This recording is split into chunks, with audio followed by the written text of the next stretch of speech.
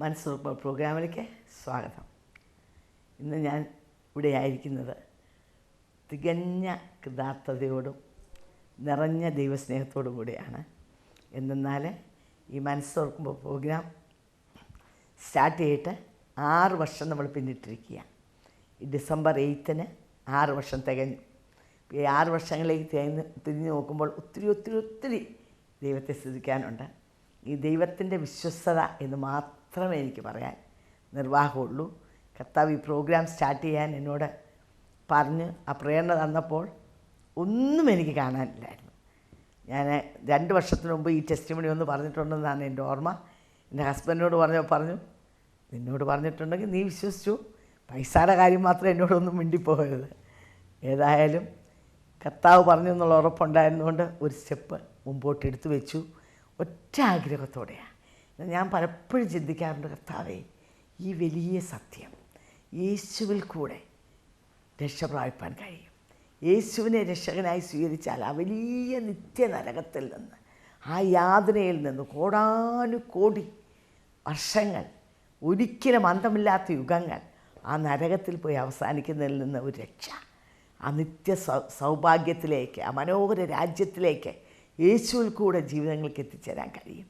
ഈ സത്യം എങ്ങനെ ലോകത്തോടുന്ന് വിളിച്ചു കൂവണം എന്നൊക്കെ ഞാൻ ചിന്തിച്ചിട്ടുണ്ട്. എൻ്റെ ഏറ്റവും വലിയ ആഗ്രഹമാണ് പേഴ്സണൽ ഇവാഞ്ചലിസം, ഒരു വ്യക്തിയെ കർത്താവിലേക്ക് നയിക്കുക.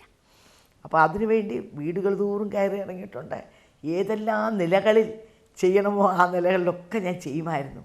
അപ്പോൾ എങ്ങനെ ഇത് എല്ലാവരോടും പറയാൻ പറ്റും എന്നുള്ളതിൻ്റെ ഒരു ഉത്തരമായിട്ടാണ് കർത്താവ് ഈ പ്രോഗ്രാം തുടങ്ങാനായിട്ട് എനിക്ക് ഇടയാക്കിയത്. ഞാൻ ഒരു വ്യക്തിയോട് പറഞ്ഞ കാര്യമാണ് ഞാൻ ലക്ഷങ്ങളോടെ ഇവിടുന്ന് ഞാൻ പറഞ്ഞുകൊണ്ടിരിക്കുക. അങ്ങനെ ഈ 6 വർഷവും വിശ്വാസത്താൽ കാൽച്ചുവടെടുത്ത് വെച്ചു, ഒന്നും കാണാതെ. അതുമാത്രമല്ല, ഞാൻ അന്നെടുത്തൊരു തീരുമാനമാണ്, ഈ പ്രോഗ്രാം ഞാൻ ചെയ്യുന്നുവെങ്കിൽ ഒരിക്കലും പൈസ ഞാൻ ആവശ്യപ്പെടത്തില്ല. പ്രോഗ്രാമിൽ അക്കൗണ്ട് നമ്പർ എഴുതി കാണിക്കുമോ, കാശ് പ്രോഗ്രാമിന് തരണമെന്ന് പറയുമോ, ഒന്നും ഞാൻ ചെയ്യത്തില്ല. കർത്താവെ, നീയാണ് എന്നോട് പ്രോഗ്രാം തുടങ്ങാൻ പറഞ്ഞതെങ്കിൽ യു ക്യാൻ പ്രൊവൈഡ്. ഇതിനെനിക്ക് എന്നെ സപ്പോർട്ട് ചെയ്യാൻ നിനക്ക് കഴിയും എന്ന് കർത്താവിനെ മാത്രം ആശ്രയിച്ച് മുറുകെ പിടിച്ചുകൊണ്ട് ഈ പ്രോഗ്രാം സ്റ്റാർട്ട് ചെയ്തു. 6 വർഷവും ഹി വാസ് സോ ഫെയ്ത്ത്ഫുൾ. ഒരിക്കൽ പോലും ആ സമയം വരുമ്പം, എവിടെ നിന്ന് പൈസ കൊടുക്കുന്ന സമയം വരുമ്പോൾ ബില്ല് വന്ന് കിടക്കും. ആ സമയം വരുമ്പോൾ എൻ്റെ കയ്യിലേക്ക് കർത്താവ് കൊടുത്തരും. ചിലർക്ക് ചോദിക്കും, സ്വർഗത്തിൽ നിന്ന് കെട്ടി ഇറക്കി തരുമോ എന്ന് പറഞ്ഞ പോലെ തന്നെയായിരുന്നു ദൈവം ഈ 6 വർഷം എന്നെ നടത്തിയത്. ഇതിനോടകം ഒത്തിരി ആയിരക്കണക്കിന് ആത്മാക്കൾ യേശുവിനെ കണ്ടുമുട്ടാൻ ഇടയായി. ഞങ്ങളുടെ അവിടെ ഫോൺ എടുക്കുന്ന പെൺപിള്ളേരുണ്ട്, അവരെന്നോട് പറയാറുണ്ട്, aunty every month 80 to 100 people യേശുവിലേക്ക്, യേശുവിനെ രക്ഷകനായി സ്വീകരിക്കുക. അപ്പോൾ നിങ്ങൾ കണക്കൂട്ടിക്കോ, ഒത്തിരി ജീവിതങ്ങൾ യേശുവിനെ അറിഞ്ഞു. ഒത്തിരി പേർക്ക് സൗഖ്യം കിട്ടി. ഒത്തിരി പേർ, കുഞ്ഞുങ്ങളില്ലാത്തവർക്ക് ഓൾമോസ്റ്റ് എവരി കൺട്രി ഇന്ന് പിള്ളേരുണ്ട്. ഞങ്ങളാരും ഒന്നും ചെയ്യുന്നില്ല, യേശുവിൻ്റെ നാമത്തിൽ വിടുതൽ കിട്ടുക. പക്ഷേ ഈ പ്രോഗ്രാമിൽ കൂടെ അല്ലായിരുന്നുവെങ്കിൽ ഇവരാരും എന്നെ വിളിക്കത്തുമില്ല, എനിക്ക് പ്രാർത്ഥിക്കാൻ കഴിയത്തില്ല. അനേകർക്ക് ഭൂതം വിട്ടുപോകുന്നത്, ഞാൻ ആ സ്ക്രീം ചെയ്തു പോകുന്നത് ഞാൻ ഫോണിൽ കൂടെ കേട്ടിട്ടുണ്ട്. ഇവരൊന്നും ഞാൻ കണ്ടിട്ടില്ല. അനേകർ പരിശുദ്ധാത്മാവിഷയം പ്രാപിക്കാനിടയായി. അങ്ങനെ യു നെയിം ഇറ്റ്, കർത്താവ് ഒത്തിരി കാര്യങ്ങൾ ചെയ്തു. അതിന് ഞാൻ കർത്താവിന് ഹൃദയം നിറഞ്ഞ നന്ദി ഞാൻ കർത്താവിനെ അർപ്പിക്കുന്നു. അതുപോലെ തന്നെ പ്രേക്ഷകരെ, നിങ്ങൾ without you I could not have done this. Your encouragements. ഒത്തിരി പേര് എന്നെ വിളിക്കാറുണ്ട്, പ്രാർത്ഥനയ്ക്ക് മാത്രമല്ല. എന്നെ വിളിച്ചിട്ട് പറയാം, ആൻറ്റി പ്രോഗ്രാമിനെ ദൈവം അനുഗ്രഹിക്കട്ടെ, ഞങ്ങൾ ആൻറ്റിക്ക് വേണ്ടി പ്രാർത്ഥിക്കുന്നു, you are doing A good job എന്നൊക്കെ പറഞ്ഞ് നിങ്ങളുടെ ഒക്കെ എൻകറേജ്മെൻറ്റ്, അതൊക്കെ ഞാൻ നന്ദിയോടെ സ്മരിക്കുകയാണ്. ഇനിയും ഈ പ്രോഗ്രാം മുമ്പോട്ട് കൊണ്ടുപോകാൻ, ഇതിൽ കൂടെ പിന്നെ അനേക ജീവിതങ്ങൾ, ആ ഒറ്റ ആഗ്രഹമുള്ളൂ, ആത്മാക്കൾ രക്ഷിക്കപ്പെടണം, യേശുവിൻ്റെ സ്നേഹത്താൽ സ്പർശിക്കപ്പെടണം, അനേകർക്ക് വിടുതൽ ലഭിക്കണം, അനേകർക്ക് രോഗസൗഖ്യം ലഭിക്കണം, അനേകർ കർത്താവിന് വേണ്ടി മുമ്പോട്ട് ഇറങ്ങണം, കർത്താവിൻ്റെ വേല ചെയ്യണം, ദൈവനാമം മഹത്വപ്പെടണം, ദൈവനാമത്തിൻ്റെ വിസ്തൃതി, അതിൻ്റെ വിസ്താരം കൂടണം. ആ ഒറ്റ ആഗ്രഹമുള്ളൂ. നിങ്ങളെല്ലാം എനിക്ക് വേണ്ടി പ്രാർത്ഥിക്കണം. Thank you very much for all your love and encouragement. ഇന്ന് നമുക്ക് അതിഥിയായി വന്നിരിക്കുന്നത് ട്രിവാൻഡ്രത്ത് ജയോത്സവം ചർച്ച്, നിങ്ങൾ ചിലർ കേട്ട് കാണും. It's A growing church. അവിടുത്തെ ഒരു യങ് പാസ്റ്ററാണ് ഡാനിയേൽ കൊന്ന നിൽക്കുന്നതിൽ എന്നാണ് തൻ്റെ വീട്ടുപേര്. പലർക്കും തന്നെ അറിയാവുന്ന ഒരു ദൈവം ശക്തമായി ഉപയോഗിക്കുന്ന ദൈവദാസനാണ്. തൻ്റെ ഭാര്യയാണ് ലിസ. തന്നെ ഇവിടെ ലഭിച്ചത് ഞാൻ വളരെ ഒരു അനുഗ്രഹമായി കരുതുന്നു. ഇനി തൻ്റെ നാവിൽ തന്നെ തൻ്റെ ടെസ്റ്റിമണി നമുക്ക് കേൾക്കാം. നാമമാത്തപ്പെടുമാറാകട്ടെ. ഏകദേശം 20 വർഷങ്ങൾക്ക് മുമ്പ് കർത്താവിനെ സ്വന്തം രക്ഷിതാവായിട്ട് സ്വീകരിപ്പാൻ ദൈവം ഇടയാക്കി. ഞങ്ങൾ കോട്ടയത്ത് ഒരു ഓർത്തഡോക്സ് ഫാമിലി ആയിരുന്നു. അങ്ങനെ പപ്പയ്ക്കും അമ്മയ്ക്കും ജോലിയായിട്ട് എറണാകുളത്ത് സെറ്റിലാവാനായിട്ട് ദൈവം ഇടയാക്കി. അവിടെ അങ്ങനെ വളർന്നുകൊണ്ടിരുന്ന സമയത്ത് പലപ്പോഴും ദേവദാസന്മാരെല്ലാം ഞങ്ങളുടെ ഭവനത്തിൽ കടന്നു വന്ന് ഞങ്ങളെ ചർച്ചിലോട്ടൊക്കെ ഇൻവൈറ്റ് ചെയ്യുമായിരുന്നു. അപ്പോൾ പലപ്പോഴും ഞങ്ങൾ ആദ്യമൊക്കെയും ഞങ്ങൾ വളരെ മടിയോടുകൂടിയാണ് അവരെ സ്വീകരിക്കാതെയും ആ വചനത്തെ തള്ളിക്കളയുന്ന അനുഭവം ഉണ്ടായിരുന്നു. എന്നാലും പിന്നെയും ദേവദാസന്മാർ ഭവനത്തിൽ കടന്നു വന്ന് സുവിശേഷം പങ്കുവെക്കുമെന്നുള്ള ഒരു മടിയും കാണിക്കാതെ പിന്നെയും ഭവനത്തിൽ കടന്നു വരുന്ന അനുഭവം ഉണ്ടായിരുന്നു. എന്നാൽ എൻ്റെ ജീവിതത്തിൽ എനിക്ക് ഏറ്റവും എന്നെ ടച്ച് ചെയ്തതെന്ന് വെച്ചാൽ എൻ്റെ ഫാമിലിയിൽ, എൻ്റെ മദറിൻ്റെ ഫാമിലിയിൽ, പിതാവിൻ്റെ ഫാമിലിയിൽ ഒത്തിരി ഞങ്ങളുടെ പേരൻസിൻ്റെ റിലേറ്റീവ്സ് എല്ലാം, അവരുടെ സിസ്റ്റേഴ്സും അങ്ങനെ ബ്രദേഴ്സും എല്ലാം പെട്ടെന്ന് എന്തെങ്കിലും അകാല മരണങ്ങൾ അവരുടെ ജീവിതത്തിൽ ഉണ്ടാകുന്ന ഒരു അനുഭവം ഉണ്ടായിരുന്നു. അപ്പോൾ ഞാൻ ചെറുപ്രായത്തിൽ ഞാൻ ചിന്തിച്ചു, കർത്താവേ, എന്തുകൊണ്ടാണ് ഇങ്ങനെ ഒരു അനുഭവം? ഇനി അടുത്തത് എൻ്റെ ഭവനത്തിലായിരിക്കുമോ ഇങ്ങനത്തെ ഒരു മരണം? അവരൊക്കെ യങ്ങായിരുന്നു. ഒരു കുഴപ്പവും ആരോഗ്യമായിട്ട് ഒരു കുഴപ്പമില്ലാതെ യാതൊരു അസുഖമില്ലാതെ നടന്നു പോകുന്നവർ പെട്ടെന്ന് ലോകം വിട്ട് മാറുന്നു. അപ്പോൾ ഞാൻ എൻ്റെ ചെറുപ്രായത്തിൽ ഞാൻ ചിന്തിച്ചു, എന്തുകൊണ്ടാണ് അവരുടെ ജീവിതത്തിൽ ഇങ്ങനെയൊക്കെ സംഭവിക്കുന്നത്? അടുത്തത് ഇനി എൻ്റെ ഭവനത്തിലായിരിക്കുമോ ഇങ്ങനെയുള്ള മരണത്തിൻ്റെ അവസ്ഥ? ഈ ഒരു ശാപം പോലെ ഞങ്ങളെ പിന്തുടരുമോ എന്നൊക്കെയും ഞാൻ ചിന്തിച്ചു. അങ്ങനെ ഞാൻ എൻ്റെ ചെറുപ്രായത്തിൽ കർത്താവിനെ എനിക്കൊന്ന് കൂടുതലായിട്ട് എൻ്റെ ജീവിതത്തിൽ ഈ അവസ്ഥകൾക്കൊക്കെയും ഞങ്ങളുടെ കുടുംബത്തിനൊരു വിടുതൽ തരണേന്ന് ഞാൻ ദൈവത്തെങ്കിലേക്ക് പെട്ടെന്ന് എനിക്ക് നോക്കുവാനായിട്ട് ദൈവം എന്നെ ഇടയാക്കി. പിന്നെ ഈ ദേവദാസന്മാരുടെ കൂട്ടായ്മയും ദേവദാസന്മാർ കടന്നു വന്ന് പ്രാർത്ഥിക്കുന്നതും എൻ്റെ ജീവിതത്തിൽ വലിയൊരു അനുഗ്രഹമായി തീർന്നു. അവർ ചർച്ചിലോട്ട് ക്ഷണിച്ചപ്പോൾ എൻ്റെ പിതാവാണ് ആദ്യമായിട്ട് ചർച്ചിൽ കടന്നു പോകാൻ റെഡിയായിരുന്നത്. ഞങ്ങളൊരു ഓർത്തഡോക്സ് ഫാമിലിയിലായിരുന്നു. എന്നാൽ എപ്പോഴും ഞങ്ങൾ പള്ളിയിൽ പോകുന്നവരൊന്നുമല്ലായിരുന്നു. ഇടയ്ക്ക് വല്ലപ്പോഴും പോകുന്നവരും അങ്ങനെ ദൈവത്തെ ആരാധിക്കുന്നവരുമായിരുന്നു. എന്നാൽ ഞങ്ങളുടെ അടുത്തൊക്കെ നല്ലൊരു ആൻറ്റി ഉണ്ടായിരുന്നു. അവർ ഞങ്ങളെപ്പോഴും സൺഡേ സ്കൂളിലും അങ്ങനെയുള്ള മീറ്റിങ്ങിലൊക്കെ ഞങ്ങൾ ക്ഷണിക്കുമായിരുന്നു. അങ്ങനെ ഞങ്ങൾക്ക് അങ്ങനെ കടന്നു പോകുമ്പോൾ ഈ മീറ്റിങ്ങുകൾക്കെല്ലാം കടന്നു പോകുമ്പോൾ പ്രത്യേകമായൊരു ദൈവ സാന്നിധ്യം, അവിടുത്തെ ഒരു പ്രത്യേകമായൊരു സന്തോഷം ആ മീറ്റിങ്ങിലെല്ലാം എനിക്ക് നേരിടാനായിട്ട്, എനിക്ക് അനുഭവിക്കാനായിട്ട് കഴിഞ്ഞു. അപ്പോൾ ഞാൻ അവിടെ വെച്ച് കർത്താവിനെ സ്വന്തം രക്ഷിതാവായിട്ട് സ്വീകരിക്കാനും അങ്ങനെ രക്ഷയുടെ അനുഭവത്തിൽ വരാനും ദൈവം ഇടയാക്കി. പിന്നീട് ഞങ്ങളുടെ കുടുംബമായിട്ട് ആദ്യം എൻ്റെ പിതാവ് വന്നു, അതിനുശേഷം ഞാൻ കടന്നു വന്നു. അങ്ങനെ ഞങ്ങൾ കുടുംബമായിട്ട് ഓരോരുത്തരായിട്ട് ദൈവം ഞങ്ങളെ ടച്ച് ചെയ്തു. ഞങ്ങൾ ആദ്യം എൻ്റെ മാതാവിന് ഒത്തിരി പ്രതികൂലം വന്നു. മാതാവ് പറഞ്ഞ ആദ്യം ഇത് വചനത്തെ അനുസരിപ്പാനായിട്ട് വളരെയധികം പുറകോട്ട് നിന്നെങ്കിലും പിന്നീട് കർത്താവ് എല്ലാവരെയും ഞങ്ങളെ കുടുംബമായിട്ട് ആകർഷിച്ച് ഈ ദൈവസ്ഥാനത്തെ കടന്നു വരുവാൻ ദൈവം ഇടയാക്കി. പിന്നീട് എൻ്റെ പഠനത്തെ ഞാൻ M.Com പഠനം കഴിഞ്ഞ ശേഷം പഠിച്ചുകൊണ്ടിരിക്കുന്ന സമയത്ത് ദൈവത്തിൻ്റെ വിളി എൻ്റെ ജീവിതത്തിലുണ്ടായി. അത് എനിക്ക് വ്യക്തമായിട്ട് വചനത്തിൽ കൂടിയാണ് ദൈവത്തിൻ്റെ വിളി നേരിടാൻ എനിക്ക് അനുഭവിക്കാനായിട്ട് ഇടയായത്. ദൈവത്തിൻ്റെ ആത്മാവ്, ഞാനിങ്ങനെ പ്രാർത്ഥിച്ചു, കർത്താവേ, നിൻ്റെ വേലയ്ക്കാണോ, അവിടുത്തെ വേലയ്ക്കാണോ ഞാൻ നിയോഗിക്കപ്പെട്ടത്? എന്താണ് അവിടുത്തെ ഇഷ്ടം? എന്താ എന്നെക്കുറിച്ചുള്ള അങ്ങയുടെ ഇഷ്ടം എന്താണെന്ന് ഞാനിങ്ങനെ പ്രാർത്ഥിച്ചുകൊണ്ടിരുന്നു. അപ്പോൾ മോളുടെ ജീവിതത്തിൽ ശരിക്കും പറഞ്ഞാൽ ഈ ഒരു മരണഭയമാണ് നമ്മളെ മുമ്പോട്ട് നയിച്ചത്, അല്ലേ? എന്നാൽ കുടുംബത്തിലുള്ളവരിങ്ങനെ മാതാവിൻ്റെയും പിതാവിൻ്റെയും ഭാഗത്തുള്ള പലരും പെട്ടെന്നുള്ള മരണത്താൽ ആരോഗ്യവാന്മാരായിരുന്നവർ പോകുന്നു. അപ്പം അങ്ങനെയുള്ളൊരു ഭയം ജീവിതത്തിൽ വന്നപ്പോൾ ദൈവസാന്നിധ്യത്തിൽ പോയപ്പോൾ അവിടെ ഒരു സമാധാനവും സന്തോഷവും കിട്ടാനിടയായി. ആർക്കും തരാൻ കഴിയാത്ത അതൊരു സമാധാനം. അപ്പം ഇതിൻ്റെ ഇടയ്ക്ക് എനിക്ക് പ്രേക്ഷകരോട് പറയാനുള്ളത്, ഇതുപോലെ ഭയപ്പെട്ടിരിക്കുന്ന ജീവിതങ്ങൾ ഞങ്ങളെ കേൾക്കുന്നുണ്ടായിരിക്കാം. എന്ന് പറഞ്ഞാൽ എന്താണ് ഈ മരണഭയം? പലരെയും ഞാൻ കണ്ടിട്ടുണ്ട്. എന്ത് സംഭവിക്കും? എൻ്റെ കുടുംബത്തിൽ വരുമോ? ഞാൻ മരിച്ചു പോകുമോ? പെട്ടെന്ന് പോകുമോ? ഇങ്ങനെയുള്ള പല നിലകളുള്ള ഭാരത്താലും ഭയത്താലും ആയിരിക്കുന്ന വ്യക്തികൾ ഞങ്ങളെ കേൾക്കുന്നുണ്ടായിരിക്കാം. എന്ന് പറഞ്ഞാൽ കുടുംബങ്ങളിലുള്ള മരണങ്ങൾ. അപ്പം ലിസ തന്നെ ചിന്തിച്ചു, ഇതെന്തോ ഒരു ശാപം ഞങ്ങളെ പിന്തുടരുന്നതാണോ എന്ന്. അത് ബൈബിളിൽ നമ്മളങ്ങനെ വായിക്കുന്നുണ്ട്. അപ്പോൾ ഇതിനെന്താണ്? ഇപ്പം നിങ്ങളോട് സംസാരിക്കാൻ എനിക്കൊരവസരം കിട്ടിയത് കൊണ്ട് ഞാൻ ഈ അവസരം അതിന് വേണ്ടി വിനിയോഗിക്കുക. എന്താണെന്ന് പറഞ്ഞാൽ, നിങ്ങൾ പലരും ഇതിന് ഉത്തരം കാണാതെ ഭാരപ്പെടുന്ന ജീവിതങ്ങളായിരിക്കാം. ബൈബിൾ പറയുന്നു, ദൈവത്തിൻ്റെ അനുഗ്രഹം 1000 തലമുറ, ശാപം 4ഉം 10ഉം തലമുറ വരെയുണ്ട്.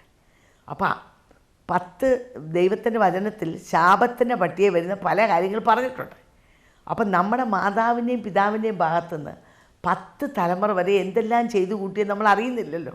ഈ കാര്യങ്ങളൊക്കെ ചെയ്യുമ്പം നമ്മൾ പിശാചിനൊരു ഇൻവിറ്റേഷൻ കൊടുക്കുന്ന പോലെ. അവൻ്റെ കയ്യിൽ പൈൽഡ് അപ്പ് ഇൻവിറ്റേഷൻസ് ഉണ്ട്. ഇൻവിറ്റേഷനുള്ള വ്യക്തിക്ക് വരാനുള്ള ലീഗൽ റൈറ്റ് ഉണ്ട്. Why do he come? To rob, destroy and kill. അറുപ്പാനും മുടിപ്പാനും കൊല്ലാനും. അങ്ങനെ ഒത്തിരി ശാപം പരമായ മരണങ്ങൾ, രോഗങ്ങൾ, ഇതൊക്കെ ഇന്നും ജീവിതങ്ങൾ അനേക കുടുംബങ്ങളിൽ കടന്നു പോയിക്കൊണ്ടിരിക്കുക. അപ്പോൾ ഇതിനൊക്കെ വിടുതൽ ലഭിക്കണമെങ്കിൽ നമ്പർ 1 യേശു നിങ്ങളുടെ ഹൃദയത്തിൽ വരണം. ലിസായുടെ ജീവിതത്തിൽ യേശു വന്നപ്പോൾ മോക്ക ഭയം മാറിപ്പോയി അല്ലേ എന്ന് പറഞ്ഞ പോലെ യേശു മാത്രമേ ഈ ഭയത്തിൽ നമ്മൾ വിമുക്തമാക്കാൻ കഴിയത്തുള്ളൂ. യേശു വന്ന ശേഷം നമ്മൾ എന്ത് ചെയ്യണം? ഈ കേഴ്സ് എല്ലാം നമുക്ക് ബ്രേക്ക് ചെയ്യാൻ പറ്റും. ഓരോന്നായിട്ട് പറഞ്ഞ് നമ്മുടെ ജീവിതത്തിൽ പലതും ബൈബിളിലുണ്ട്. ആ കാര്യങ്ങൾ ഓരോന്നായിട്ട് അതിൽ നീക്കുക. അല്ലെങ്കിൽ വേലക്കാരന് കൂലി കൊടുക്കാതിരിക്കുക, മാതാപിതാക്കളെ അനുസരിക്കാതിരിക്കുക, അത് ആഭിചാരം, മന്ത്രവാദം, വിഗ്രഹാരാധന, ഇങ്ങനെ അനേക കാര്യങ്ങൾ കൂടെ നമ്മൾ പിശാചിന് ഒരു ഓപ്പൺ ഡോർ കൊടുക്കുക. അപ്പോൾ ഇത് ഓരോന്നായിട്ട് പറഞ്ഞ് കർത്താവേ എന്നോട് ക്ഷമിക്കണമേ എന്ന് പറഞ്ഞ് നമുക്ക് ഈ കേസ് ബ്രേക്ക് ചെയ്യുമ്പം ആ വലിയ കെട്ടിൽ നിന്ന് നമ്മൾ വിമുക്തരാകുക. ഒരു റിബൺ കട്ട് ചെയ്യുന്ന പോലെ നമ്മുടെ ജീവിതത്തിൽ നിന്ന് കഴിഞ്ഞ 10 തലമുറയിലെ ആ ജങ്ക് മുഴുവൻ കർത്താവ് മുറിച്ചു മാറ്റും. And you will get free. എൻ്റെ ജീവിതത്തിൽ ആ ശാപത്തിൽ അഴിഞ്ഞു മാറും. ആ അസമാധാനം അഴിഞ്ഞു മാറും. ആ ഭയം ഉരുണ്ടോടിപ്പോവും. You will get totally free. ഒരു അനുഗ്രഹത്തിൻ്റെ ജീവിതം, വിടുതലിൻ്റെ ജീവിതം, അടഞ്ഞു കിടന്ന വാതിലുകൾ തുറക്കപ്പെടുന്ന ജീവിതം പ്രദാനം ചെയ്യാൻ കർത്താവ് ആഗ്രഹിക്കുക. അപ്പോൾ എനിക്കൊരു കൺഫ്യൂഷൻ ഉണ്ടായിരുന്നു, ഏതാ കറക്റ്റെന്ന് അതിൻ്റെ ഇടയ്ക്കായിട്ട് ഏതാ കറക്റ്റ്. അപ്പോൾ ഞാൻ പലരും ദേവദാസന്മാർ ദൈവവചനം പറയുന്നു, പിന്നെ ചർച്ചിൽ പോകുമ്പോൾ വേറെ തരത്തിൽ നമ്മൾ കേൾക്കുന്നു. അങ്ങനെ ഇതെല്ലാം കേട്ടപ്പോൾ അങ്ങനെ രണ്ട് തരത്തിൽ ഇങ്ങനെ നിൽക്കുമായിരുന്നു. അപ്പോൾ ഏതാ കർത്താവെ ഞാൻ ഇങ്ങനെ പ്രാർത്ഥിക്കുമായിരുന്നു. ആരും പറഞ്ഞു തരാൻ ദൈവം എനിക്ക് തോന്നിപ്പിച്ചു, കർത്താവ് ഇത് ശരിയാണെങ്കിൽ എന്നെ അപ്രകാരം ഒന്നാക്കി തീർക്കണേ. ഇത് ദൈവഹിതമാണ്, ദൈവത്തിൻ്റെ ഇഷ്ടം ഇതാണെങ്കിൽ എന്നെ അതുപോലൊരു അവസ്ഥ. ഏറ്റവും നല്ല പ്രാർത്ഥന അല്ലേ മോളെ? അതെ, തീർച്ചയായിട്ടും അത് ദൈവഹിതമായിരുന്നു. അതുകൊണ്ട് ദൈവപ്രകാരമുള്ള അവസ്ഥയിലാക്കുവാൻ ദൈവം ഇടയാക്കി. പിന്നീട് ഞാനിങ്ങനെ വളർന്നു വന്ന ഞാൻ MCom വിദ്യാഭ്യാസം കഴിഞ്ഞ ശേഷം MCom ഫസ്റ്റ് ഇയർ ഒക്കെ പഠിക്കുമ്പോൾ ദൈവത്തിൻ്റെ ആത്മാവിൻ്റെ ശബ്ദം എനിക്ക് കേൾക്കാനായിട്ട് കഴിഞ്ഞു. അത് യെശയ്യാ പ്രവചനം 42-ാം അധ്യായം 6-ാം വാക്യത്തിൽ കുരുട്ട് കണ്ണുകളെ തുറക്കുവാനും ബദ്ധന്മാരെ കുണ്ടറയിൽ നിന്നും അന്ധകാരത്തിരിക്കുന്നവരെ കാരാഗ്രഹത്തിൽ നിന്നും വിടിവിപ്പാൻ യഹോവയായി ഞാൻ നിന്നെ നീതിയോടെ വിളിച്ചിരിക്കുന്നു എന്നുള്ള വചനം കേട്ടപ്പോൾ തീർച്ചയായിട്ടും ദൈവം എന്നോട് സംസാരിക്കുന്നു, നീ കർത്താവിൻ്റെ വേലയ്ക്ക് വേണ്ടി ഉള്ളവളാണെന്ന്. അപ്പോൾ ഞാൻ ഇങ്ങനെ 2 തരത്തിൽ എൻ്റെ മാതാപിതാക്കൾ എന്നെ ഇങ്ങനെ പുറകോട്ട് വലിക്കുന്നു, നീ ജോലി ചെയ്യുക. അങ്ങനെ അപ്പം എൻ്റെ MCom വിദ്യാഭ്യാസം കഴിഞ്ഞ ഉടനെ പെട്ടെന്ന് എനിക്ക് സെൻട്രൽ ഗവൺമെൻറ് ഒരു സ്ഥാപനത്തിൽ നിന്ന് പഠിപ്പിക്കാനായിട്ടുള്ള അവസരം വരുന്നു. പിന്നെ വേറെ പരിചയമുള്ള വിശ്വാസികളൊക്കെ എനിക്ക് റെക്കമെൻഡ് ചെയ്യുന്നു. ഞാൻ പഠിച്ച കോളേജിൽ തന്നെ എനിക്ക് പഠിപ്പിക്കാനായിട്ടുള്ള അവസരങ്ങളെല്ലാം വരുന്നു. പക്ഷേ ദൈവത്തിൻ്റെ ആത്മാവ് എന്നോട് പറയും, നീ വേർതിരിക്കപ്പെട്ടവളാണ്, കർത്താവിന് വേണ്ടി വേർതിരിയപ്പെട്ടവളാണ്, നിൻ്റെ വിളി അതല്ല, നീ സുശേഷ വേലയ്ക്ക് വേണ്ടി ഉള്ളവളാണ് എന്നെല്ലാം എൻ്റെ ഹൃദയത്തിൽ ഇങ്ങനെ ദൈവാത്മാവ് തോന്നിപ്പിച്ചുകൊണ്ടിരിക്കുക. അപ്പോൾ ഞാൻ പറഞ്ഞു, കർത്താവേ അങ്ങനെ നീ എനിക്ക് വിളി തന്നിട്ടുണ്ടെങ്കിൽ എനിക്ക് അതിനുള്ള അവസരം, എനിക്ക് തന്നെത്താൻ പോയി എടുക്കാൻ പറ്റത്തില്ല. നീ അതിനുള്ള അവസരം എനിക്ക് ഒരുക്കി തരാതെ, അതിനുള്ളൊരു എനിക്ക് തുറന്നു തരാതെ ഞാൻ എങ്ങനെ കർത്താവിൻ്റെ വേല ചെയ്യും എന്ന് ഞാൻ ദൈവത്തോട് പ്രാർത്ഥിച്ചുകൊണ്ടിരുന്നു. അത്ഭുതമൊന്നും പറയട്ടെ, ദൈവത്തിൻ്റെ സമയമായപ്പോൾ തക്ക സമയത്ത് ഞാൻ MCom വിദ്യാഭ്യാസം തന്നെ അധിക നാളൊന്നും ഞാൻ ഭവനത്തിൽ വെറുതെ ഇരിപ്പാൻ ദൈവം അനുവദിച്ചില്ല. കാരണം ഞാൻ വെറുതെ ഇരിക്കുമ്പോഴല്ലേ എനിക്ക് പിന്നെ ഫോഴ്സ് വരുന്ന, നീ ജോലിക്ക് ജോലിക്ക് എൻ്റെ വീട്ടുകാർ നിർബന്ധിക്കും, എൻ്റെ ബന്ധുക്കൾ നിർബന്ധിക്കും, അങ്ങനെ പലരിൽ നിന്നും എനിക്ക് ഫോഴ്സ് ഉണ്ടാവും. അപ്പോൾ പക്ഷേ ദൈവത്തിൻ്റെ ആത്മാവിനെ കണ്ടതുകൊണ്ട്, കർത്താവിൻ്റെ വേലയ്ക്ക് വേണ്ടി കണ്ടതുകൊണ്ട് എൻ്റെ പഠനം കഴിഞ്ഞ് കുറച്ച് നാൾ, ഏകദേശം കുറച്ച് മാസങ്ങൾക്ക് ശേഷം എൻ്റെ വിവാഹത്തിൻ്റെ ഒരു ആലോചന കടന്നു വരുവാനും അങ്ങനെ ദൈവത്തിൻ്റെ കൃപയാൽ ദൈവത്തിൻ്റെ ഹിതപ്രകാരം കർത്താവിൻ്റെ ദാസൻ പാസ്റ്റർ ഡാനിയൽ കൊന്നിൽക്കുന്നതിന് വിവാഹത്തോട് ബന്ധത്തിൽ ഞങ്ങൾക്ക് ഒരുമിച്ച് ആയിത്തീരുവാനും അങ്ങനെ വിവാഹം കഴിക്കാനും ദൈവം ഇടയാക്കി. അപ്പോൾ നമ്മൾ ആത്മാർത്ഥമായി ദൈവത്തോട് പ്രാർത്ഥിച്ചാൽ ദൈവം പ്രാർത്ഥിക്കാൻ തീർച്ചയായിട്ടും അല്ലേ? അപ്പോൾ പലപ്പോഴും നമുക്ക് കർത്താവ് നമ്മൾ വിളിക്കുമ്പം ഒരു വശത്ത് ദൈവത്തിൻ്റെ വിളി, മറുവശത്ത് പലവിധമായ സമ്മർദ്ദങ്ങൾ. അപ്പോൾ ഇത് വരുമ്പോൾ ഇതിൻ്റെ നടുക്ക് എവിടെ പിടിച്ച് നിൽക്കും, അവിടെയാണ് ദൈവം പ്രസാദിക്കുന്നത് അല്ലേ? മോടെ ഡാഡിയും മമ്മിയും ഗവൺമെൻറ് ഓഫീസേഴ്സായിരുന്നു, നീ MCom പഠിച്ചു, അവരിൽ നിന്നെല്ലാം സമ്മർദ്ദം ഉണ്ടായി ജോലി ചെയ്യണം. എന്നാൽ കർത്താവ് മോളെ വിളിച്ചു എന്നുള്ള ആ വിളിയുടെ മധ്യത്തിലാണ് പിടിച്ചു നിന്നത് അല്ലേ?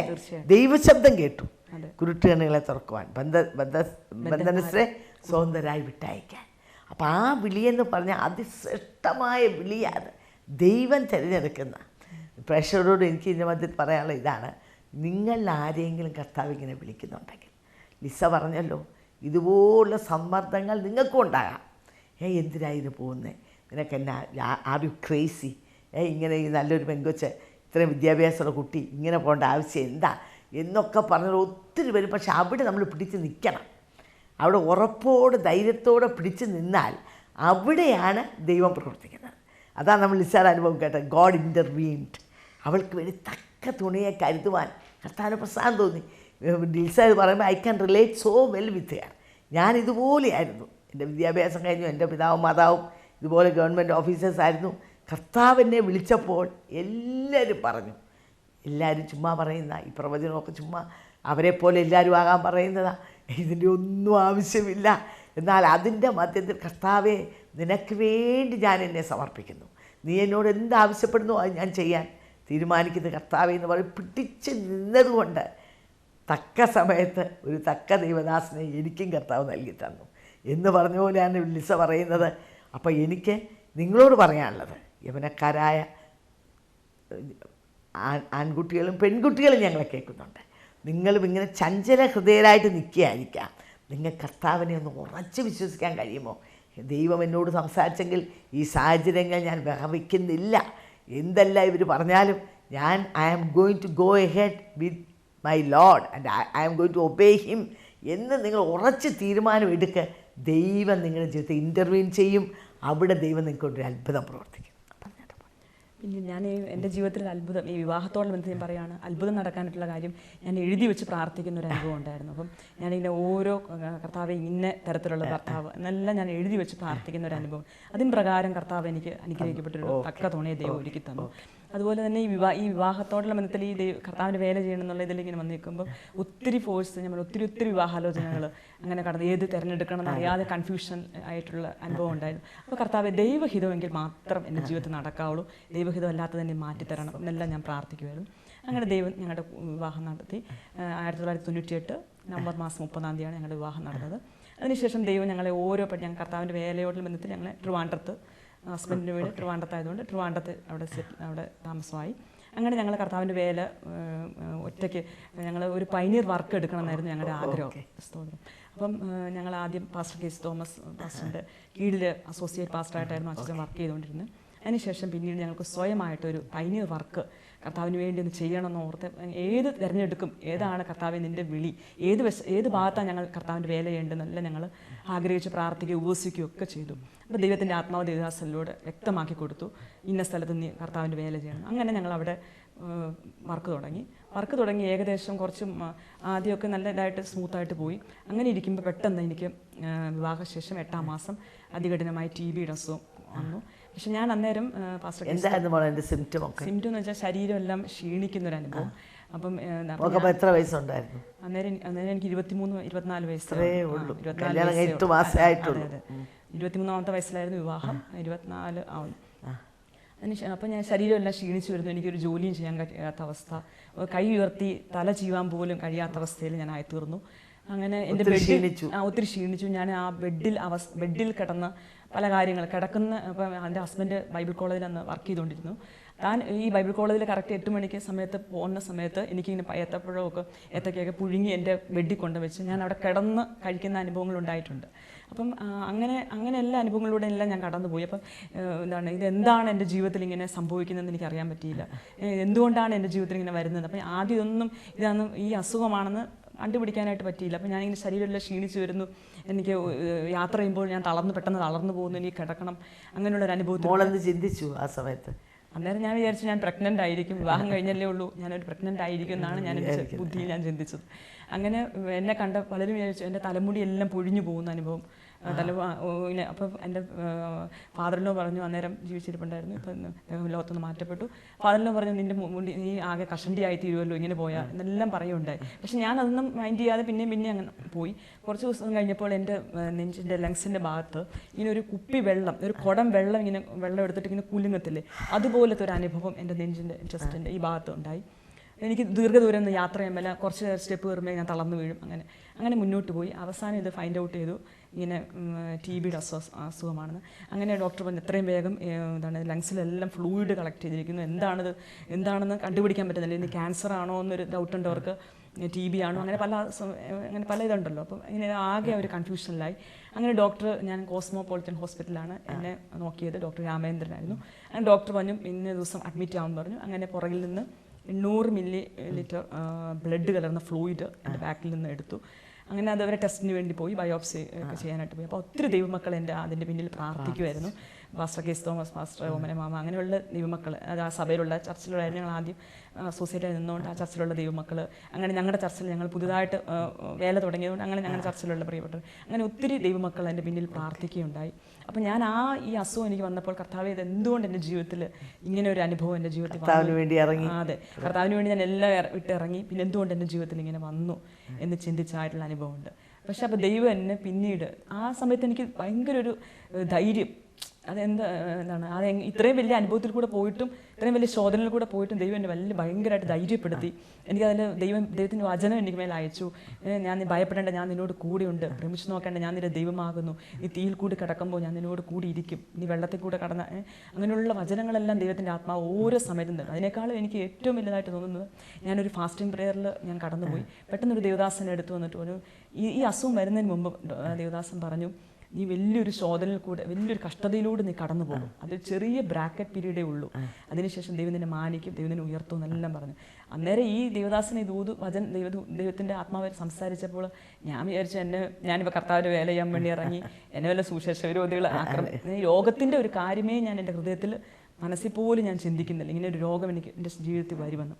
പക്ഷേ ഇപ്പോൾ എനിക്ക് പറയാൻ കഴിഞ്ഞ കർത്താവ് എത്ര അതിശയമായിട്ട് ആ അനുഭവങ്ങളിലൂടെ എല്ലാം ഞാൻ പോയത്. ഞാൻ നന്നായി, നിന്റെ ചട്ടങ്ങൾ പഠിപ്പാൻ തക്കവണ്ണം നന്നായി. എങ്ങനെ നമുക്ക് സൗഖ്യം വന്നത് എങ്ങനെയായിരുന്നു? ഏകദേശം അപ്പോൾ എൻ്റെ ഹസ്ബൻഡ് എന്നെ ഒത്തിരി ഹെൽപ്പ് ചെയ്തു, എന്നെ ഒത്തിരി ധൈര്യപ്പെടുത്തി. നീ നമ്മൾ കർത്താവിൻ്റെ വേലയ്ക്ക് വേണ്ടി ദൈവം നിന്നെ കണ്ടിട്ടുണ്ടെങ്കിൽ നിന്നെ ദൈവം ഉപയോഗിക്കും. താൻ തൻ്റെ മദറിലോട് ഒരു അനുഭവം പറഞ്ഞു. ഇന്നും അമ്മച്ചി, ഞങ്ങളുടെ വലിയമ്മച്ചി ഇപ്പോഴും ജീവിച്ചിരിപ്പുണ്ട്, ഏകദേശം 103 വയസ്സുണ്ട്. അപ്പോൾ ആ അമ്മച്ചി പെട്ടെന്ന് ഇങ്ങനെ സ്കൂൾ വിദ്യാഭ്യാസ കാലത്ത് തനിക്ക് പെട്ടെന്ന് ഒരു അസുഖം വന്ന് താൻ ബെഡ് റിട്ടണായി. അങ്ങനെ എഴുന്നേക്കാൻ വയ്യാത്ത അവസ്ഥയിൽ അമ്മച്ചി പോയി. പക്ഷേ അമ്മച്ചിയെ ദൈവം സൗഖ്യമാക്കി, ഇപ്പോഴും അമ്മച്ചി ജീവിച്ചിരിപ്പുണ്ട്. ആ അനുഭവമൊക്കെ പറഞ്ഞപ്പോൾ എനിക്ക് ഭയങ്കര അത് ധൈര്യമായി. കർത്താവ് എന്നെ കണ്ടിട്ടുണ്ടെങ്കിൽ തീർച്ചയായിട്ടും ദൈവം എന്നെ വിടിവിക്കും, ദൈവത്തിന് എന്നെക്കുറിച്ച് ഉദ്ദേശമുണ്ടെങ്കിൽ ദൈവം എന്നെ വിടിവിക്കുമെന്നുള്ള ഒരു ധൈര്യം എനിക്കുണ്ടായി. പക്ഷേ ഈ അസുഖം വന്നപ്പോൾ ഞാൻ ചിന്തിച്ചു, ദൈവമേ പിന്നീട് എനിക്ക് ദൈവം ഒരു കുഞ്ഞുങ്ങളെ തന്നെ, കുഞ്ഞുങ്ങളെ എങ്ങനെ ഞാൻ വളർത്തും? കാരണം എനിക്ക് ഡോക്ടർ കണ്ടേജിയസ് ആണെന്ന് പറഞ്ഞു. ഡോക്ടർ പറഞ്ഞു കണ്ടേജിയസ് ആണ്, നിങ്ങൾ ഹസ്ബൻഡ് വൈഫും ഒരുമിച്ച് കിടക്കരുതെന്ന് വരെയും അങ്ങനെയുള്ളൊരു അനുഭവം പറഞ്ഞു. അപ്പം എന്നിട്ടും എൻ്റെ ഹസ്ബൻഡിൻ്റെ തള്ളിക്കളയാതെ എന്നെ കൂടെ നിന്ന് എന്നെ ധൈര്യപ്പെടുത്തി. അതെല്ലാം ദൈവം നമ്മുടെ ജീവിതത്തിൽ തരുന്ന എല്ലാം നന്മയ്ക്കാണ്, കഷ്ടങ്ങളെല്ലാം നമ്മുടെ ജീവിതത്തിൽ നന്മയ്ക്കാണ്. പിന്നീട് അത് അനുഗ്രഹത്തിൻ്റെ ഒരവസ്ഥയിലേക്ക് ദൈവം നമ്മെ നടത്താനാണ്. ദൈവദാസന്മാരുടെ ആ വചനവും ഒരു ബ്രാക്കറ്റ് പീരീഡേ ഉള്ളൂ ഈ കഷ്ടത. അതിനുശേഷം പിന്നീട് വലിയൊരു അനുഗ്രഹമാണെന്നെല്ലാം ഇതെല്ലാം എന്നെ ധൈര്യപ്പെടുത്തിക്കൊണ്ടിരുന്നു. പക്ഷേ ഞാൻ പെട്ടെന്ന് ലോകത്തോട്ട് നോക്കുമ്പോൾ കർത്താവെ, വിവാഹം കഴിഞ്ഞ് അനേകർ നല്ല സന്തോഷമായിട്ട് ജീവിക്കുന്നു, ഹണിമൂൺ അങ്ങനെയുള്ള ട്രിപ്പിലൊക്കെ പോകുന്നു. കർത്താവെ, എൻ്റെ ജീവിതത്തിൽ എന്തുകൊണ്ട് ഇങ്ങനെ 8 മാസം ആവുന്നതിന് മുമ്പ് ഒന്ന് സന്തോഷിക്കാൻ പോലും, ആ വിവാഹത്തിൻ്റെ ഒന്നും സന്തോഷിക്കാൻ പോലും എനിക്ക് പറ്റാത്ത വിധത്തിൽ ഞാൻ ഇങ്ങനെ ആയി പോകുന്നല്ലോ എന്നൊക്കെ ഞാൻ എൻ്റെ മനസ്സിൽ പിശാച് പല ചിന്തകളും തന്നു വിട്ടു. എന്നാലും ഞാൻ ധൈര്യപ്പെട്ടു, കർത്താവ് ഇത് നിന്റെ ദൈവത്തിന് എന്നെക്കുറിച്ച് എന്ത് ഉദ്ദേശമുണ്ട്, അല്ലെങ്കിൽ ഇങ്ങനെയൊന്നും എൻ്റെ ജീവിതത്തിൽ വരത്തില്ല എന്നെല്ലാം ദൈവനെ ധൈര്യപ്പെടുത്തി. ഇപ്പം ഞാൻ അന്നേരം ഞാൻ വിചാരിച്ചു, ഏകദേശം 3 മാസങ്ങൾക്ക് കംപ്ലീറ്റ് ക്യൂറായി. അപ്പം പിന്നീട് എന്നെ കണ്ടവർ പറഞ്ഞു, യോ ഈ സിസ്റ്ററാണോ ഇങ്ങനെ ഇരിക്കുന്നത്? കാരണം ഞാൻ ക്ഷീണിച്ച് മെലിഞ്ഞ് എഴുന്നേക്ക് നിൽക്കാൻ പോലും വയ്യാത്ത പിന്നീട് ഞാൻ ആരോഗ്യവതിയായിട്ട് കണ്ടപ്പോൾ ഇവർക്ക് എങ്ങനെ ഇത്ര സർവൈവ് ചെയ്യാൻ പറ്റും, ഇവർക്ക് എങ്ങനെ നിൽക്കാൻ പറ്റും? ഞങ്ങളെ കേൾക്കുന്ന പ്രശ്നം എനിക്ക് പറയാനുള്ളത്, കൂരിൽ താഴിൽ കൂടെ നടന്നാലും ഞാൻ നിന്നോട് കൂടെയുണ്ട്. താൻ ശരിക്കും പറഞ്ഞാൽ കൂരിൽ താഴിൽ കൂടെ കടന്നു പോയി. TV വന്ന് അറ്റം പറ്റി, കണ്ടേജിയസ് ആണ്, 2 പേരും ഒരു മുറിയിൽ പോലും കിടക്കരുതെന്ന് പറഞ്ഞ സ്ഥാനത്ത് ഒന്ന് കർത്താവിൻ്റെ സാന്നിധ്യം, മറ്റൊന്ന് ആ ഭർത്താവിൻ്റെ സ്നേഹവും കരുതലും. ഇത് ഞങ്ങളെ കേൾക്കുന്ന പുരുഷന്മാർക്കും സ്ത്രീകൾക്കും ഇതൊരു ഉത്തേജനമാകട്ടെ. നമ്മളിന്ന് ലോകത്തിൽ ചുറ്റുപാട് കാണുമ്പം ഈ രോഗം വരുന്ന ഭാര്യ, അല്ലെങ്കിൽ എന്തെങ്കിലും വന്നു കഴിഞ്ഞാൽ പിന്നെ ഭർത്താക്കന്മാർക്ക് ഭാര്യമാരെ വേണ്ട. ഭാര്യമാർ മരണക്കിടക്കയിൽ കിടക്കുമ്പോൾ വേറെ ബന്ധങ്ങളിലേക്ക് തിരിയുന്ന പലരെയും നമ്മൾ കാണുന്നുണ്ട്. എന്നാൽ ദൈവ സാന്നിധ്യം, അതുപോലൊരു ഭർത്താവിൻ്റെ എൻകറേജ്മെൻറ്റ്, ഒരു ഭർത്താവിൻ്റെ സ്നേഹം. 2 പേരും 2 മുറിയിൽ കിടക്കണമെന്ന് ഡോക്ടേഴ്സ് പറഞ്ഞിട്ട് പോലും തൻ്റെ ജീവിതത്തിന് ഒരു കൈത്താങ് കൊടുക്കാൻ വേണ്ടി, തൻ്റെ ഹൃദയം തകർന്നു പോകരുതല്ലോ എന്ന് ചിന്തിച്ച് ആ മുറിയിൽ തന്നെ ഹസ്ബൻഡ് ഉണ്ടായിരുന്നെന്നാണ് താൻ പറഞ്ഞത്. ഇതൊക്കെ നമുക്ക് വലിയ പാഠമാണ്. നിശ്ചയമായിട്ടും കർത്താവിന് നമ്മുടെ ജീവിതത്തിൽ ഉദ്ദേശമുണ്ടെങ്കിൽ, ഒരു ജീവിതത്തെ ദൈവം കാണുമ്പോൾ ആ ജീവിതത്തെ ശത്രു നോട്ടമിടുന്നത്. വല്ല വിധേനയും മുളയിലേ നുള്ളിക്കളയാൻ, തകർത്ത് കളയാൻ പിശാച് പൊരുതുമെങ്കിലും നമുക്കവിടെ ഉറച്ച് നിൽക്കാൻ കഴിയുമോ? അവിടെ തനിക്കും തൻ്റെ ഭർത്താവിനും ഉണ്ടായിരുന്ന ഏറ്റവും വലിയ ഉറപ്പ്, ദൈവം വേലയ്ക്ക് വിളിച്ചിട്ടുണ്ടെങ്കിൽ, ദൈവം ഒരു ദൗത്യം ഏൽപ്പിച്ചിട്ടുണ്ടെങ്കിൽ അത് എന്നിൽ കൂടെ ദൈവം നിറവേറ്റിയെടുക്കും എന്നുള്ള ആ ഉറപ്പോടെ നിന്ന് ദൈവത്തെ കടന്ന് വിശ്വസിച്ചതിൻ്റെ ഫലമായിട്ട് ഇന്ന് ആരോഗ്യവതിയായി സുന്ദരിയായിട്ട് ഇന്ന് ലിസ നമ്മുടെ മുമ്പിൽ യേശു എന്നെ വിടുവിച്ചു എന്നുള്ള സാക്ഷി ഇവിടെ പറയുകയാണ്. നിങ്ങളിതുപോലെ ഭാരപ്പെട്ട് വേദനിക്കുന്ന വ്യക്തിയാണെങ്കിൽ മരണക്കിടക്കയിൽ തന്നെ അങ്ങോട്ട് തിരിച്ച് കിടക്കണം, ഇങ്ങോട്ട് തിരിച്ച് കിടത്തണം, ഭക്ഷണം പോലും കിടക്കയ്ക്കൊണ്ട് കൊടുക്കണം, ആ അവസ്ഥയിലാണോ നിങ്ങൾ കടന്നു പോകുന്നത്? ആരോഗ്യ രോഗശാന്തിയും അവൻ്റെ പക്കലുണ്ട്. കർത്താവാണ് നമുക്ക് ആരോഗ്യം തരുന്നത്, കർത്താവാണ് നമുക്ക് രോഗസൗഖ്യം തരുന്നത്. അവനെ വിളിച്ചപേക്ഷിച്ചാൽ അവൻ നമുക്ക് ഉത്തരമല്ലോ. കഷ്ടകാലത്ത് നമുക്ക് അവനെ ഒന്ന് വിളിച്ചപേക്ഷിച്ചാൽ എന്താ? നിങ്ങളെല്ലാ ആശയം നിങ്ങൾക്ക് അറ്റുപോയി, നിങ്ങളെ സഹായിക്കാൻ മറ്റാരുമില്ല, എല്ലാവരും നിങ്ങളെ തള്ളിക്കളഞ്ഞു, ലോകത്തിൻ്റെ സ്നേഹങ്ങളെല്ലാം നിങ്ങളെ വിട്ട് മാറിപ്പോയി, നിങ്ങൾ ഇന്ന് ഏകാന്തതയിൽ കഴിയുന്ന വ്യക്തിയാണ്. എന്നാൽ നിങ്ങൾ ഏകനല്ല, യേശു നിങ്ങളുടെ സമീപമുണ്ട്. അവനെ ഒന്ന് വിളിച്ചപേക്ഷിക്കൂ. യേശുവേ, എന്നെ നിൻ്റെ മകളാക്കണമേ. ലിസ തൻ്റെ യൗവനപ്രായത്തിൽ യേശുവിനെ അറിഞ്ഞുവെങ്കിൽ, യേശുവിൻ്റെ പൈതലായി തീർന്നുവെങ്കിൽ അവളുടെ ജീവിതത്തിലെ ഓരോ പടവുകളിലും യേശു അവളോടുകൂടി അത്ഭുതം പ്രവർത്തിക്കുന്നു. ആ യേശുവിനെ എനിക്കും വേണം. യേശുവേ, എൻ്റെ ഹൃദയത്തിലേക്ക് വരണമേ എന്നൊരു വാക്ക് പ്രാർത്ഥിക്കുമോ? യേശു നിങ്ങളുടെ ഹൃദയത്തിൽ വരിക മാത്രമല്ല, നിങ്ങളുടെ രോഗക്കിടക്കയിൽ നിങ്ങളിപ്പോൾ കടന്നു പോകുന്ന പ്രതിസന്ധി ഘട്ടങ്ങളിൽ നിങ്ങളോട് കൂടെ ഇരുന്ന് നിങ്ങളെ വിടുവിക്കുകയും ജയോത്സവമായി നിങ്ങളെ നടത്തുകയും ചെയ്യുവാൻ കർത്താവ് മതിയായവനാണെന്ന് പറഞ്ഞുകൊണ്ടും ആ കർത്താവിലേക്ക് നിങ്ങളെ ആഹ്വാനം ചെയ്തുകൊണ്ടും എൻ്റെ വാക്കിൽ നിന്ന് വിരമിച്ചോളൂ. ഇന്നത്തെ പ്രോഗ്രാം നിങ്ങൾക്ക് എല്ലാവർക്കും അനുഗ്രഹമായി തീർന്നെന്ന് ഞങ്ങൾ വിശ്വസിക്കുന്നു. നിങ്ങൾക്ക് എന്തെങ്കിലും അപേക്ഷകളോ പ്രാർത്ഥന വിഷയങ്ങളോ ഉണ്ടെങ്കിൽ ഞങ്ങളുമായി ബന്ധപ്പെടുക. ഞങ്ങളുടെ മേൽവിലാസം Bethesda Communications, New India Church of God, Chingavanam, Kottayam. Phone number 0481-243-0329, 653-3329. Mobile number 9447578202. Email mariamathambi@yahoo.com. അടുത്ത ആഴ്ച വീണ്ടും കാണാം ഇതേ സമയം. ദൈവം നിങ്ങളെ അനുഗ്രഹിക്കട്ടെ.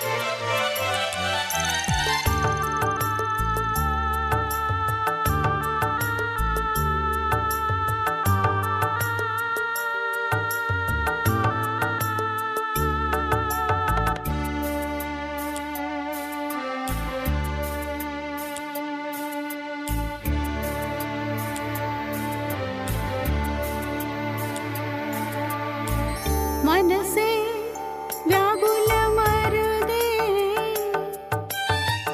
കരുതാൻ നിനക്കവൻ മനമടുത്തുണ്ട്. മനസ്സേ വ്യാകുലമരുതേ, കരുതാൻ നിനക്കവൻ മനമടുത്തുണ്ട്.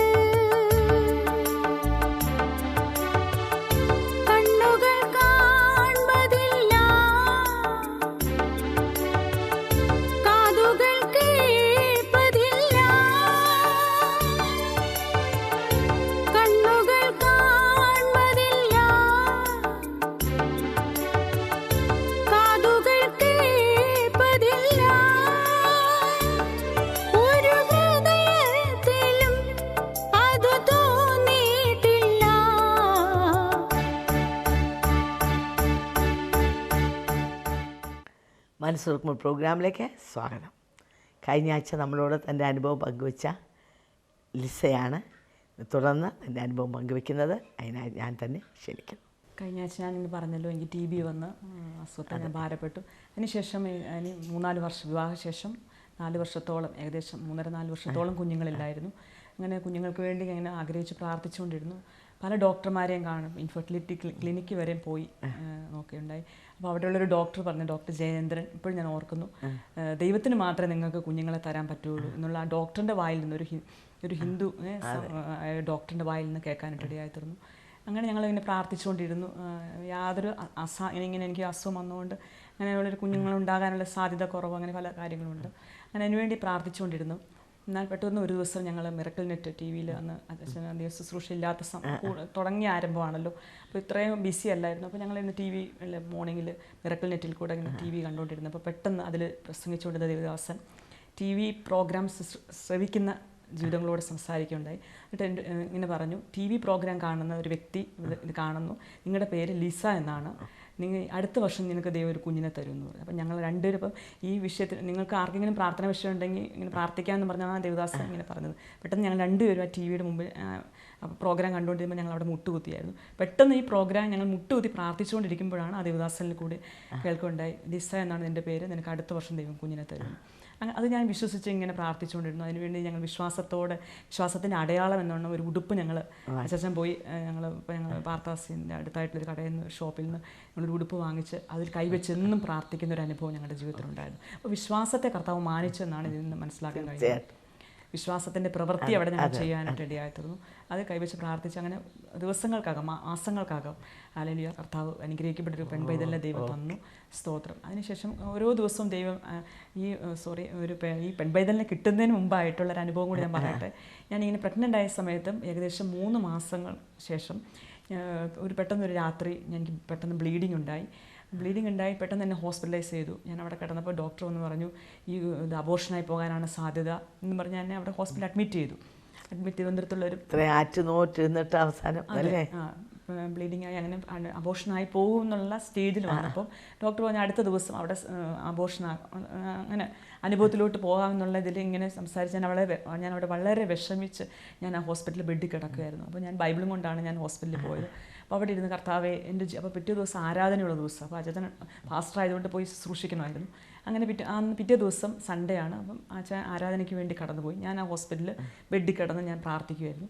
പ്രാർത്ഥിച്ചിട്ട് ഞാൻ ബൈബിൾ തുറന്നു, കർത്താവ് എന്നോട് സംസാരിക്കണമേ എന്ന് ഞാൻ പ്രാർത്ഥിച്ചിട്ട് ഞാൻ വചനം തുറന്നപ്പോൾ പെട്ടെന്ന് ദൈവത്തിൻ്റെ ആത്മാവ് എന്നോട് സംസാരിച്ചു, ഇതാ ഞാനും യഹോവ എനിക്ക് തന്ന മക്കളും ഇസ്രായേലിലും യഹൂദയിലൊക്കെയും അത്ഭുതവും അടയാളവുമായിരിക്കുന്നു.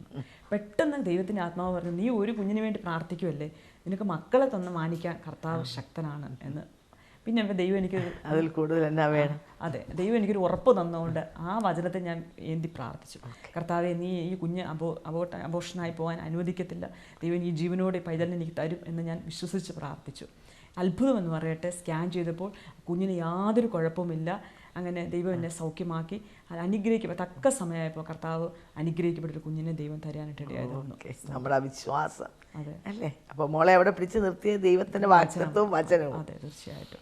അത് ഇങ്ങനെ ക്ലിങ് ചെയ്ത് അത് തൂങ്ങിക്കിടക്കാൻ കർത്താവിനെ ഇടയാക്കി. സ്തോത്രം. എന്തെല്ലാം അത്ഭുതങ്ങളാണ് കർത്താവ് ചെയ്യുന്നത്. അതെ, ഓരോ ദിവസവും TB ആണെന്ന് പറഞ്ഞ് മാറ്റിയിട്ട സ്ഥാനത്ത് നിന്ന് എഴുന്നേൽപ്പിച്ചു. കുഞ്ഞെ വാഗ്ദത്തം ചെയ്തു, പ്രഗ്നൻ്റായി, കുഞ്ഞ് കിട്ടാറായ സമയപ്പോൾ ബ്ലീഡിങ്, അതിലൊക്കെ ദൈവം ഇൻ്റർവ്യൂ ചെയ്തു അല്ലേ? Because you are his child. അതാണ് അതിൻ്റെ ഏറ്റവും വലിയ വ്യത്യാസം. പിന്നീടും അതിനുശേഷം രണ്ടാമത്തെ കുഞ്ഞുണ്ടായി. ഏകദേശം 2.5 വർഷമായി കഴിഞ്ഞപ്പോൾ പെട്ടെന്ന് അവളുടെ മുഖത്ത് ഇങ്ങനെ ഒരു വശം നീര് വന്ന് സ്വെല്ലിംഗ് ആയിട്ട് അവളെ യൂറിൻ പോകുന്നില്ല. ആ ഒരു ദിവസം മുഴുവൻ യൂറിൻ പോകുന്നില്ല. അങ്ങനെ പെട്ടെന്ന് ഹോസ്പിറ്റലായി. ഒരു ഹോസ്പിറ്റലിൽ കൊണ്ടുപോയപ്പം അവർ ഇങ്ങനെ ഭയങ്കര ഇതായിട്ട് ക്രിട്ടിക്കലായിട്ട് പറയുന്നത് പെട്ടെന്ന് വേറൊരു ഹോസ്പിറ്റലിലോട്ട് അവളെ കൊണ്ടുപോയി. അങ്ങനെ കിംസ് ഹോസ്പിറ്റലായിരുന്നു അത്. അവിടെ കൊണ്ടുവന്ന് അവളെ പെട്ടെന്ന് ഡോക്ടർ അവളെ ICUലോട്ടാണ് കയറ്റിയത്. അങ്ങനെ 7 ദിവസക്കാലം അവൾ ഹോസ്പിറ്റലിലായിരുന്നു, ICU റൂമിലായിരുന്നു.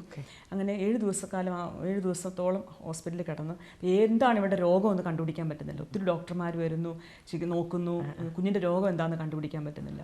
അപ്പോൾ ഡോക്ടർ പറഞ്ഞു, എന്തായാലും യൂറിൻ എടുത്തിട്ട് നോക്കിയാലേ പറ്റത്തുള്ളൂ എന്ന് പറഞ്ഞുകൊണ്ട് യൂറിൻ എടുക്കാൻ ഒരു ബോട്ടിൽ എൻ്റെ തന്നു. ഞാൻ ഈ കുഞ്ഞിനെയും കൊണ്ട് യൂറിൻ എടുക്കാനായിട്ട് കൊണ്ടുപോയപ്പോൾ ഇവളുടെ യൂറിൻ പാസ് ചെയ്യുന്നില്ല. അപ്പം ഞാൻ അവിടെ മുട്ടുകുത്തി, കർത്താവേ, കുഞ്ഞിന് വിടുവിച്ചേ മതിയാവൂ. കാരണം ഡോക്ടർമാരെന്നിട്ട് പറയുന്നു കിഡ്നിക്ക് എന്തോ ഇൻഫെക്ഷനാണ്, കിഡ്നി പ്രോബ്ലമാണ്, ഇതെല്ലാം പറഞ്ഞപ്പോൾ പലവിധമായ ചിന്താകുലം എൻ്റെ ഹൃദയത്തിലോട്ട് വന്നു. ഞാൻ അവിടെ ഞാൻ മുട്ടുകുത്തിയിട്ട് ദൈവത്തോട് പറഞ്ഞ, കർത്താവേ ഈ കുഞ്ഞിനെ വിടുവിക്കണം, സൗഖ്യമാക്കണം എന്നെല്ലാം ഞാൻ ഇങ്ങനെ പറഞ്ഞ് പ്രാർത്ഥിച്ചു. അപ്പോൾ പ്രാർത്ഥിച്ചു കഴിഞ്ഞ് പിന്നെ ഞാൻ കുഞ്ഞിനോട് യൂറിൻ പാസ് ചെയ്യാൻ പറഞ്ഞപ്പോൾ ചെറിയ ബ്രൗൺ നിറത്തിലുള്ള യൂറിൻ അവൾ പാസ് ചെയ്തു. ഞാനത് പെട്ടെന്ന് ഡോക്ടർ സിസ്റ്റേഴ്സിന് കൊണ്ട് കൊടുക്കുകയുണ്ടായി. കൊടുക്കുകയുണ്ട്. പിന്നെയും അപ്പോൾ അവിടെ പലതരം സംസാരങ്ങൾ വരുന്നു. കുഞ്ഞിനെന്തോ പ്രശ്നമാണ്, കിഡ്നി ഇൻഫെക്ഷനായി, അവിടെ എന്തൊക്കെയോ യൂറിൻ പോകുന്നില്ല, അവരുടെ മുഖത്തെല്ലാം നീര് വരുന്നു, നീര് മാറുന്നില്ല, അങ്ങനെ പല നെഫ്രോളജി, അങ്ങനെ ഓരോ ഡോക്ടേഴ്സും വന്ന് ഇവളെ മാറി മാറി നോക്കുന്നു, എന്താ ഇവളുടെ രോഗം കണ്ടുപിടിക്കാൻ പറ്റുന്നില്ല.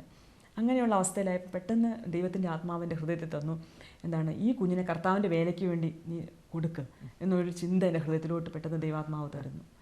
അങ്ങനെ ഞാൻ എന്ത് ചെയ്തു, കുഞ്ഞിനെ ഞാൻ അന്ന് രാത്രി ഏകദേശം രാത്രി 2:30 മണിയായ സമയത്ത് ഞാൻ ദൈവത്തോട് പറഞ്ഞു, കർത്താവ് ഈ കുഞ്ഞിന് ജീവനോടെ തരുന്ന ഇന്ന് നിൻ്റെ വേലയ്ക്കുള്ളതാണ്, ഇവളെ അങ്ങയുടെ വേലയ്ക്ക് വേണ്ടി ഞാൻ സമർപ്പിക്കുന്നു എന്ന് ഞാൻ പ്രാർത്ഥിച്ചു കഴിഞ്ഞപ്പോൾ പെട്ടെന്ന് ദൈവത്തിൻ്റെ ഒരു സമാധാനം എൻ്റെ ഹൃദയത്തിലോട്ട് വന്നു.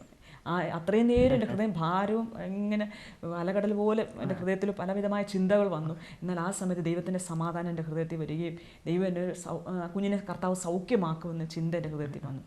പിന്നീടുള്ള ദിവസങ്ങൾ 7 ദിവസം ഞാൻ കടന്നു ഞാൻ പറഞ്ഞല്ലോ. ഈ പിന്നീടുള്ള പതുക്കെ ഇവള് യൂറിൻ പാസ് ചെയ്യാനൊന്നും ഇവിടെ യൂറിൻ്റെ ആ നിറം മാറാൻ തുടങ്ങി. അങ്ങനെ 7ാമത്തെ ദിവസം ഒരു കുഴപ്പമില്ല എന്ന് പറഞ്ഞുകൊണ്ട് ഡോക്ടർ ഞങ്ങളെ ഡിസ്ചാർജ് ചെയ്യാനിടയായി തീർന്നു. കർത്താവിൻ്റെ അത്ഭുതം എത്ര വലുതാണ്. ഞങ്ങളെ കേൾക്കുന്ന പ്രേക്ഷകരെ, വലിയൊരു ടെസ്റ്റിമണിയാണ് ലിസ ഇവിടെ പറയുന്നത്.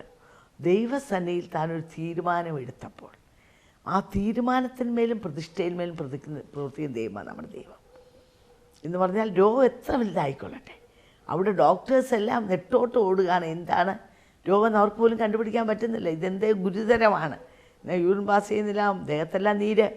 എന്നാൽ എന്ത് വലിയ വിഷയമാണെങ്കിലും അവിടെ ലിസ മുട്ടുകുത്തി ദൈവത്തോട് പറഞ്ഞു, ദൈവാത്മാവ് പറഞ്ഞു കുഞ്ഞിനെ പ്രതിഷ്ഠിക്കാൻ.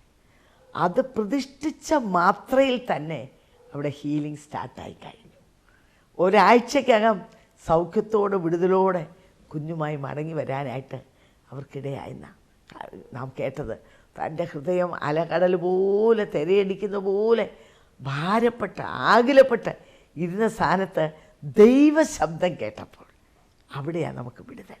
നിങ്ങൾ ഇതുപോലെ ഭാരപ്പെടുന്ന വ്യക്തിയായിരിക്കാം, എന്താ ഒത്തിരി ആശുപത്രിയിലായിരിക്കാം, വീട്ടിലായിരിക്കാം, ആകെ തകർന്നിരിക്കാം. നമ്മൾ ബൈബിൾ വായിക്കുന്നൊരു ഹന്നായുടെ കാര്യം. ഹന്ന ഒരു കുഞ്ഞിന് വേണ്ടി പ്രാർത്ഥിച്ചു, വളരെ വേദനയോടുകൂടെ കുഞ്ഞ് വേണം. വളരെ അവളുടെ ഭർത്താവ് പറഞ്ഞു, എന്തിനാ ഇങ്ങനെ പട്ടിണി കിടക്കുന്നത്, എന്തിനാ ഇങ്ങനെ ഉപവസിക്കുന്നത്, എന്തിനാ ഇങ്ങനെ കണ്ണുനീരൊഴുക്കുന്നത്. പക്ഷെ അതിനൊന്നും അവളെ പിടിച്ചു നിർത്താൻ പറ്റിയില്ല. അവിടെ പോയപ്പോൾ പുരോഹിതനും പറഞ്ഞു, ഇവള് ലഹരി പിടിച്ചിരിക്കുക എന്ന് പറഞ്ഞ് താനും കളിയാക്കുന്ന അവസ്ഥ. എന്നാൽ ഇതൊന്നും ഹന്നായെ പിടിച്ചു നിർത്തിയില്ല.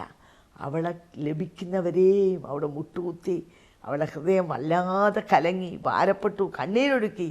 അത് കഴിഞ്ഞപ്പോഴത്തേക്ക് ഒരു വേർഡ് അവൾക്ക് കിട്ടി, നീ സമാധാനത്തോടെ പോകാം.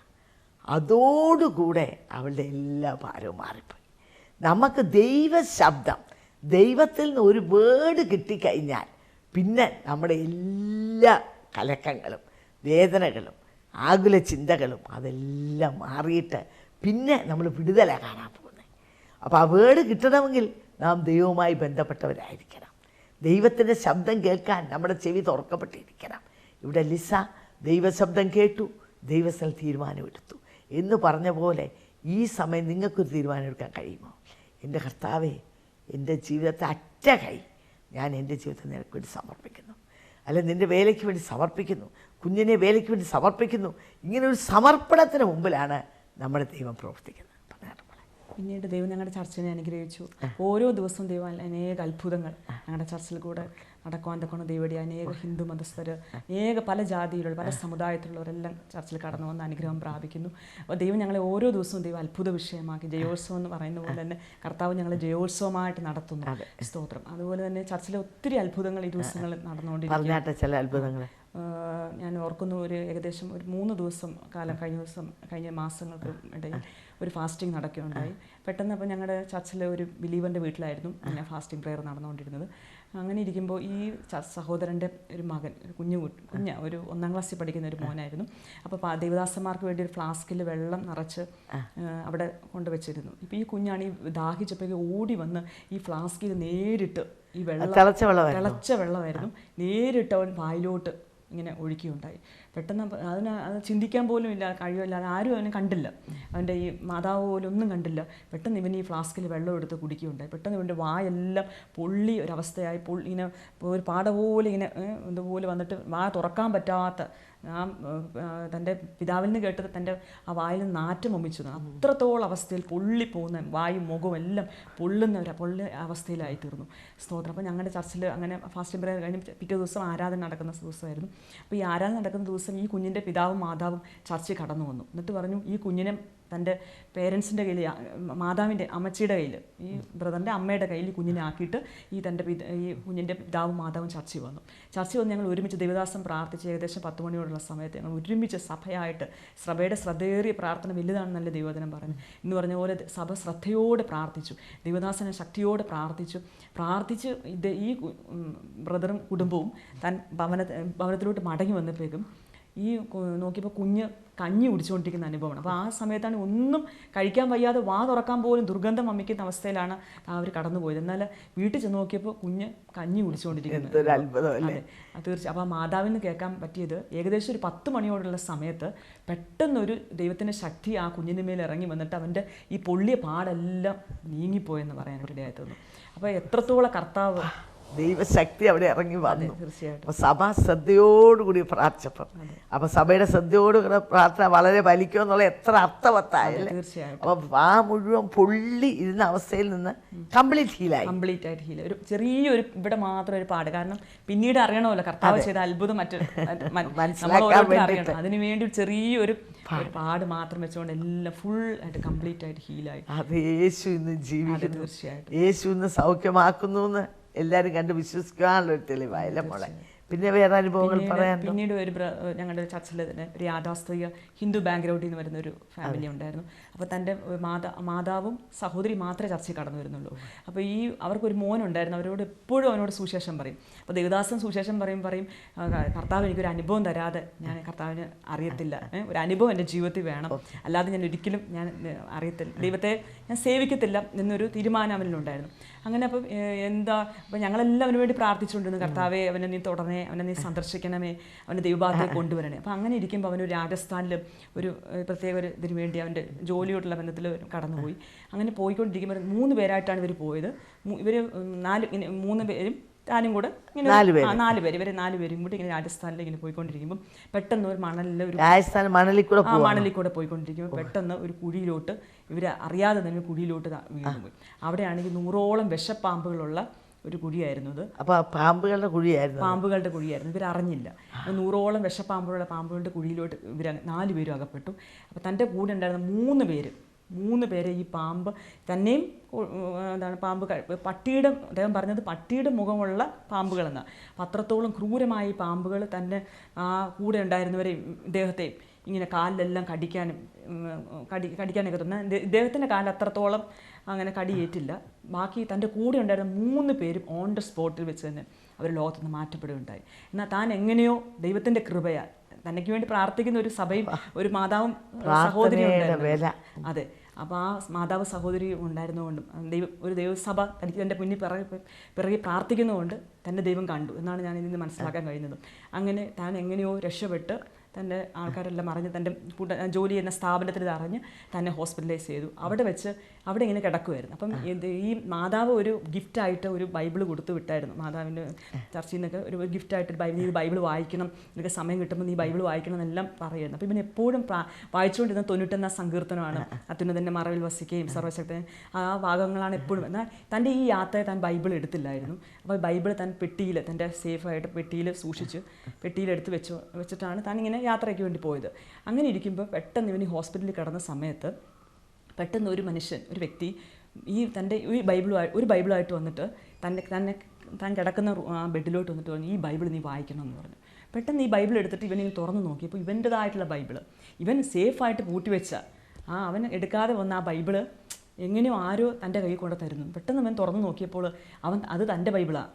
തൻ്റെ പെങ്ങളുടെയും തൻ്റെ അമ്മയുടെയും ഫോട്ടോ ആ ബൈബിളിനകത്ത് ഉണ്ടായിരുന്നു. സ്തോത്രം. അപ്പോൾ കർത്താവ് പിന്നീട് അവൻ മനസ്സിലായി ഇത് തീർച്ചയായിട്ടും ഇത് അങ്ങനത്തെ ഒരു വ്യക്തി ആ സ്ഥലത്ത് കണ്ടില്ല. ആ ഹോസ്പിറ്റലിൽ അങ്ങനത്തെ ഒരു വ്യക്തി, അങ്ങനെയുള്ള വ്യക്തിയെ അതുവരെ താൻ തിരക്കാൻ മേലായിരുന്നു. പെട്ടിക്കകത്ത് ബൈബിൾ ഉണ്ടോ എന്ന് തിരക്കൂ. പെട്ടിക്കകത്ത് അവിടെ നോക്കിയപ്പം അവിടെ പെട്ടി പൂട്ടി വെച്ചേക്കണം, ആരും തുറന്നിട്ടില്ല. ആരും തുറക്കാതെ ഈ ബൈബിൾ എങ്ങനെ തൻ്റെ കയ്യിൽ വന്നെന്ന് അദ്ദേഹം ആശങ്കപ്പെട്ടു.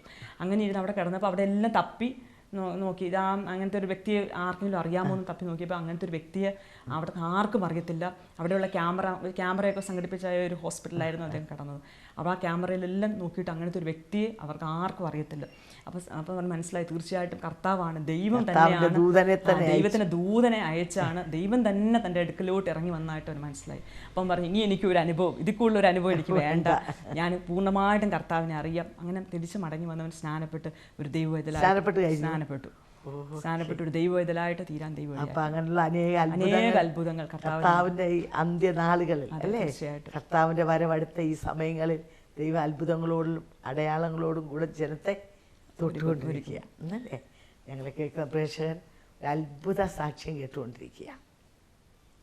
നിശ്ചയമായും ദൈവം ഒരു ജീവിതത്തെ കണ്ടിട്ടുണ്ടെങ്കിൽ നാം കേട്ടു ആ കുട്ടിയുടെ വിടുതൽ. ഞാൻ ആ ട്രിവാൻഡ്രത്ത് പോയപ്പോൾ എന്നോട് അവരിങ്ങനെ പറഞ്ഞ ഈ വായെല്ലാം ഒരു ബലൂൺ വീർക്കുന്ന പോലെ ആ കുട്ടിയുടെ വായ്ക്കകമെല്ലാം അങ്ങ് പൊള്ളി ഇരുന്ന അവസ്ഥയിൽ നിന്ന് ഒന്നും കാണാൻ വയ്യാത്ത അവസ്ഥയിലേക്ക് ആയിത്തീർണമെങ്കിൽ യേശുവിൻ്റെ നാമത്തിൻ്റെ ശക്തി എത്ര വലുതാണ്.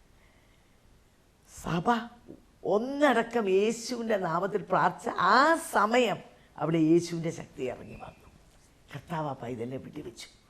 അപ്പം അത് കാണുമ്പോൾ ജനം കണ്ട് വിശ്വസിക്കുക. ചിലരൊക്കെ കണ്ടാലേ വിശ്വസിക്കത്തുള്ളൂ അല്ലേ. അപ്പോൾ യേശു സൗഖ്യമാക്കുന്ന നമ്മൾ പറയുന്നത് മാത്രമല്ല, അത് കണ്ണുകൊണ്ട് കാണുമ്പോൾ അത് വിശ്വസിക്കാതിരിക്കാൻ നിർവാഹമില്ല. അതുപോലെ നിങ്ങൾ കേട്ടു ഒരു അനുഭവം വേണം എന്ന് പറഞ്ഞത്. പലരും ഞങ്ങൾ സംസാരിക്കുമ്പോഴും പറയാറുണ്ട്, നിങ്ങൾ പറഞ്ഞു പക്ഷേ ഒരു അനുഭവം ഉണ്ടാകട്ടെ. ചിലപ്പോൾ അനുഭവം വരുമ്പോൾ അത് ഇച്ചിരി കട്ടിയായി പോകും കേട്ടോ. 4 പേര് പോയതിൽ 3 പേരും സർപ്പത്തിൻ്റെ കടിയേറ്റ് മരിച്ചു. എന്നാൽ ആ ഒരു വ്യക്തി പ്രാർത്ഥനയുടെ വിടുതൽ, പുറകിൽ പ്രാർത്ഥിക്കുന്ന ഒരു സഹോദരിയും ഒരു മാതാവ്. ഈ ദൈവശക്തി വലിയതാണ്. ഇത് നിങ്ങൾക്ക് ഇതുവരെ മനസ്സിലായിട്ടില്ലെങ്കിൽ ഈ യേശു ഇന്നും ജീവിക്കുന്നു. യേശുവിനോട് പ്രാർത്ഥിച്ചാൽ അവന് പ്രാർത്ഥന കേൾക്കാൻ കഴിയും, അവന് ഇറങ്ങി വന്ന് പ്രവർത്തിക്കാൻ കഴിയും. ഏത് മരുഭൂമിയിലുള്ള ഏത് സർപ്പത്തിൻ്റെ കുഴിയിൽ നീ പോയി പെട്ടാലും അവിടെ നിന്ന് നിന്നെ കൈതൂക്കി വിടുവിച്ച് കൊണ്ടുവന്ന് ഭൗതികമായ രക്ഷയും ആത്മീയമായ രക്ഷയുമാണ് ആ പ്രിയപ്പെട്ടവൻ ദൈവം പ്രദാനം ചെയ്തത്. നമ്മൾ ഓർക്കും എന്നെ അറിയാൻ ആരുണ്ട്, എൻ്റെ സങ്കടം കാണാൻ ആരുണ്ട്, ആരുമില്ല, ഞാൻ ഏകാന്തതയിലാണ് എന്നൊക്കെ നമ്മൾ പലപ്പോഴും ചിന്തിക്കാറുണ്ട്. എന്നാൽ ഓരോ വ്യക്തിയെ സ്നേഹിക്കുന്ന കർത്താവ് ആ ഹോസ്പിറ്റൽ മുറിയിലേക്ക് ഇറങ്ങി വന്നില്ലേ, എന്തോ ഒരു അത്ഭുതമാണ്. ഇതൊക്കെ കെട്ടുകഥയല്ല, ഐതിഹ്യമല്ല, ഇത് ജീവിക്കുന്ന സാക്ഷ്യങ്ങളാണ്. അവിടെ ദൈവത്തിൻ്റെ ദൂതൻ അവിടെ പ്രത്യക്ഷപ്പെടുക. പൂട്ടിവെച്ചിരുന്ന പെട്ടിക്കകത്തിരുന്ന വേദപുസ്തകം തൻ്റെ സ്വന്തം വേദപുസ്തകം കൊണ്ടുപോയി തൻ്റെ കയ്യിൽ കൊണ്ട് കൊടുക്കുക, നീ ഈ വേദപുസ്തകം വായിക്കണമെന്ന് പറഞ്ഞു. ക്യാമറയിൽ പ്രത്യക്ഷപ്പെട്ടില്ല. ഇന്നും യേശു ജീവിക്കുന്നു, ഇന്നും അത്ഭുതങ്ങൾ നടക്കുന്നു. 2000 വർഷങ്ങൾക്ക് മുമ്പല്ല യേശു അത്ഭുതം ചെയ്തത്. യേശു ഇന്നലെയും ഇന്നും എന്നേക്കും അനന്യൻ. അന്ന് അത്ഭുതം ചെയ്ത അതേ യേശു ഈ 2012 അത്ഭുതം ചെയ്തുകൊണ്ടിരിക്കുക. ഇന്നും അവൻ ജീവിതങ്ങളെ വിടുവിച്ചുകൊണ്ടിരിക്കുക. ആ കർത്താവ് ആ വ്യക്തിയെ മാത്രമല്ല, നിങ്ങളെ ഓരോരുത്തരെയും സ്നേഹിക്കുന്നു. God is so concerned about you. നിൻ്റെ ജീവിതവും അവന് വലിയ വിലയേറിയതാണ്. ഒരിക്കലും ആരും നഷ്ടപ്പെടാതെ, ലോകത്തിൽ ആരും നഷ്ടപ്പെടാതെ, ആരും നശിച്ചു പോകാതെ എല്ലാവരും രക്ഷ പ്രാപിക്കണം എന്ന് മാത്രമാണ് കർത്താവ് ആഗ്രഹിക്കുന്നത്. അങ്ങനെയാണെങ്കിൽ നിങ്ങളുടെ ജീവിതം നിങ്ങളെ അവനറിയാം, നിങ്ങളുടെ പേര് കർത്താവിനറിയാം, നിങ്ങൾ എവിടെയാണ് ജീവിക്കുന്നതെന്ന് കർത്താവിനറിയാം. നിങ്ങളുടെ വേദനകളും നിങ്ങളിപ്പോൾ കടന്നു പോകുന്ന അവസ്ഥകളും എല്ലാം കർത്താവ് കണ്ടുകൊണ്ടിരിക്കുക. അങ്ങനെയാണെങ്കിൽ ഇന്ന് രാത്രികാലം എൻ്റെ കർത്താവേ, ആ പയ്യനൊരു ഹിന്ദു പയ്യനായിരുന്നു. കർത്താവിന് ഹിന്ദുവാണോ ക്രിസ്ത്യാനിയാണോ ഒന്നും വിഷയമേ അല്ല. കർത്താവ് നമ്മളെല്ലാവരും ഒരുപോലെ സ്നേഹിക്കും. ഇന്ന് രാത്രി ഒന്ന് പറയാമോ, യേശുവേ നീ ഇന്നും ജീവിക്കുന്ന ദൈവമാണോ? അതാണല്ലോ ഇവരൊക്കെ പറയുന്നത്. അവരൊക്കെ ജീവിതങ്ങളിൽ അവർ ഓരോ ദിവസവും നിൻ്റെ അത്ഭുതം കണ്ടുകൊണ്ടിരിക്കുകയാണല്ലോ. ഇന്നും നീ അത്ഭുതം ചെയ്യുന്ന യേശു ആണെങ്കിൽ why can you come into my heart Lord? എൻ്റെ ഹൃദയത്തിലേക്ക് നീ ഒന്ന് കടന്നു വരണമേ യേശുവേ. അങ്ങനെ പറയുന്ന സുഹൃത്തെ, നീ വേറെ ഒന്നും ചെയ്യണ്ട, നിൻ്റെ പാപങ്ങളെ മാത്രം ഒന്ന് ഏറ്റു പറഞ്ഞാൽ മതി. നമ്മളെല്ലാം പാപികളല്ലേ. ബൈബിൾ പറയുന്ന സകലരും പാപം ചെയ്തു, ദൈവദേശായ ഒറ്റവരായിപ്പോയി, ഒരുവൻ പോലും നല്ലവനില്ല. ആ കൂട്ടത്തിൽ ഞാനും ഉൾപ്പെടും, നിങ്ങളും ഉൾപ്പെടും. എന്നാൽ പാപിയായി ജനിച്ച് പാപിയായി ജീവിച്ച് പാപി പോകുന്ന പാതാളത്തിൽ പോകാനല്ലല്ലോ ദൈവം നമ്മളെക്കുറിച്ച് ആഗ്രഹിക്കുന്നത്. പാപിയെ തിരഞ്ഞു രക്ഷിപ്പാൻ മനുഷ്യപുത്രൻ ലോകത്തിൽ വന്നു. നിങ്ങളെ തിരഞ്ഞു രക്ഷിപ്പാൻ യേശു ക്രിസ്തു ലോകത്തിൽ വന്നു. നിങ്ങളുടെ ജീവിതം അവന് ഏറ്റവും വിലയേറിയതാണ്. ഇന്ന് രാത്രിക്കാലം സമീപം നിൽക്കുന്ന യേശുവിനോട്, യേശുവേ ഞാനൊരു പാപിയാണ്, എന്നാൽ നീ എന്നെ തേടി വന്നു, അവിടുത്തെ രക്തത്താലിനെ കഴുകണം, എൻ്റെ ഹൃദയത്തിലേക്ക് കടന്നു വരണമെന്ന് പറഞ്ഞുകൊണ്ട് നിങ്ങളുടെ ഹൃദയവാതിലൊന്ന് തുറന്നു കൊടുക്കാമോ? യേശു നിങ്ങളുടെ ഹൃദയത്തിൽ വന്ന് നിങ്ങളെ അവൻ്റെ പൈതലാക്കി മാറ്റി നിങ്ങളിപ്പോൾ കടന്നു പോകുന്ന വിഷയങ്ങളിൽ നിന്ന്, പ്രശ്നങ്ങളിൽ നിന്നൊക്കെ നിങ്ങളെ വിടുവിച്ച് അർത്ഥവത്തുള്ളൊരു ജീവിതം, ശോഭനകരമായൊരു ഭാവി, അടഞ്ഞു കിടക്കുന്ന അനേക വാതിലുകൾ നിങ്ങൾക്ക് വേണ്ടി തുറന്നു തന്നുകൊണ്ട് നിങ്ങളെ നടത്തുവാൻ യേശു മതിയായവനാണ്. ആ യേശുവിലേക്ക് നിങ്ങളെ സ്വാഗതം ചെയ്തുകൊണ്ട് എൻ്റെ വാക്കിൽ നിന്ന് വിരമിച്ചു. ഇന്നത്തെ പ്രോഗ്രാം നിങ്ങൾക്ക് എല്ലാവർക്കും അനുഗ്രഹമായി തീർന്നെന്ന് ഞങ്ങൾ വിശ്വസിക്കുന്നു. നിങ്ങൾക്ക് എന്തെങ്കിലും അപേക്ഷകളോ പ്രാർത്ഥന വിഷയങ്ങളോ ഉണ്ടെങ്കിൽ ഞങ്ങളുമായി ബന്ധപ്പെടുക. ഞങ്ങളുടെ മേൽവിലാസം Bethesda Communications, New India Church of God, Chingavanam, Kottayam. Phone number 0481-243-0329, 653-3329. Mobile number 9447578202. Email mariamathampi@yahoo.com. അടുത്ത ആഴ്ച വീണ്ടും കാണാം ഇതേ സമയം. ദൈവം നിങ്ങളെ അനുഗ്രഹിക്കട്ടെ.